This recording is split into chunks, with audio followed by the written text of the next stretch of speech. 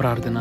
మహోన్నతమైన దేవ, మహనీయుడా, గొప్ప తండ్రి, మా మధ్య నిన్న నేడు మార్పు లేకుండా అద్భుత ఆశ్చర్య కార్యాలు చేస్తున్న మా మంచి యేసయ్య, మీకు వందనాలు తండ్రి.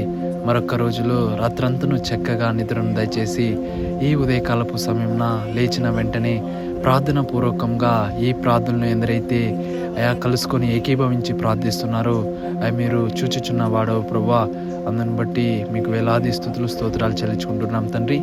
ఈ రోజులో ఎందరైతే ఉపవాసం కలిగి ఎందు నిమిత్తమై ప్రార్థిస్తున్నారో తండ్రి, రహస్యమందు చూచుచున్న దేవుడు, ప్రతిఫలం ఇచ్చే దేవుడు అయి ఉంటున్నావు తండ్రి. అందుని బట్టి వందనములు ప్రభువా.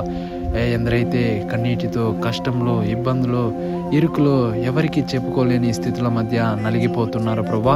ఆనాడు 12 సంవత్సరాల నుండి రక్తస్రావంతో బాధపడుచున్న స్త్రీ తండ్రి, ఎవరికి చెప్పుకోలేని స్థితిలో కన్నీరు మధ్య, కష్టాల మధ్య తండ్రి, అవమానాల మధ్య వెళ్ళినప్పటికీ ఆయన్ని చెంగు ముట్టే ఎలా అయితే స్వస్థత నొందిందో, ఈరోజు ఎందరైతే ప్రార్థిస్తున్నారో, విశ్వాసం కలిగి నీపై ఎందరైతే ఆధారపడి ఉంటున్నారో ప్రభా, వారి ప్రార్థన యావత్తును వింటున్నారు ప్రభా. వారికి నీ స్వస్థత, వారి కష్టాలు, బాధల నుండి వారికి విడుదల దయచేసే దేవుడు మీరై ఉంటున్నారు తండ్రి. అందుని బట్టి వందనములు ప్రభా. లేని వాటి కొరకు చింతించకుండా తండ్రి, ఉన్న దాంట్లో ప్రభా మీకు కృతజ్ఞతలుగా నమ్మకంగా బ్రతికే ధన్యతను అందరికీ దయచే ప్రభా.